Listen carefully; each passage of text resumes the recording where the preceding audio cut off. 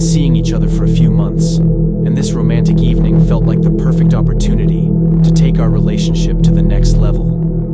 Little did I know, this Valentine's Day would be a night etched in my memory for all the wrong reasons. I arrived at Emma's apartment with a bouquet of roses and a nervous excitement. She greeted me with a warm smile, and we set off for a candlelit dinner at a charming, dimly lit restaurant. The atmosphere was perfect. Soft music, flickering candles, and an air of love enveloped the place. As we dined on exquisite cuisine and shared laughter, the evening seemed to be unfolding like a dream. Our connection deepened, and I felt a surge of affection for Emma. After dinner, we decided to take a moonlit stroll through a nearby park, hand in hand. However, as we entered the park, a subtle shift occurred in the atmosphere. The soft whispers of the wind became eerie, and the moon's glow cast long shadows across the deserted pathways. Unfazed, I attributed it to my overactive imagination, dismissing the unease that gnawed at the edges of my consciousness. As we walked deeper into the park, the tranquility gave way to an unsettling stillness. An odd sensation crept up my spine, and I noticed Emma casting furtive glances over her shoulder.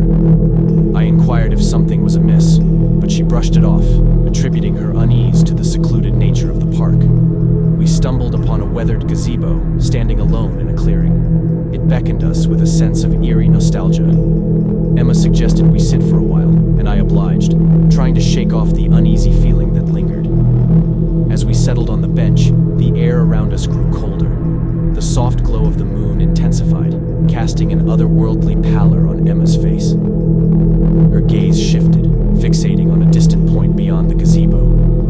Unnerved, I followed her line of sight but saw nothing unusual. Suddenly, a haunting melody echoed through the night, a distant music that seemed to emanate from the very fabric of the park. Emma's eyes widened with recognition, and she clutched my hand. The source of the haunting music remained elusive, shrouded in the darkness. A dense fog began to roll in, obscuring our surroundings. Panic gnawed at the edges of my consciousness, but Emma appeared strangely composed. She spoke in hushed tones, revealing a dark tale of the park's history, a place rumored to be haunted by lost souls seeking solace on Valentine's Day. The realization sent shivers down my spine, but Emma's grip tightened as if she held a secret that bound us to the unfolding supernatural drama. The fog thickened, and the atmosphere grew charged with an inexplicable energy.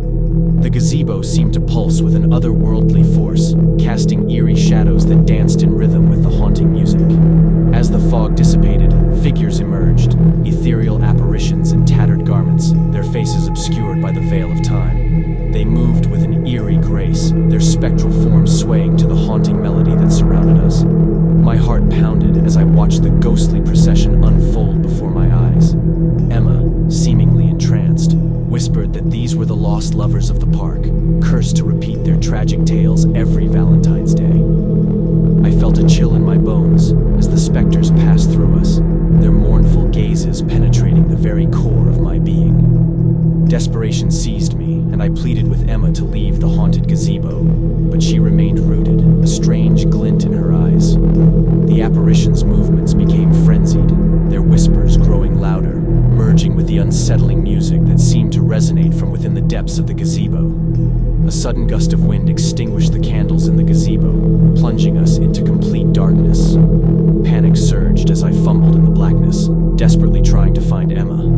The haunting music reached a crescendo, and the air crackled with an otherworldly energy. When the darkness lifted, I found myself alone in the gazebo.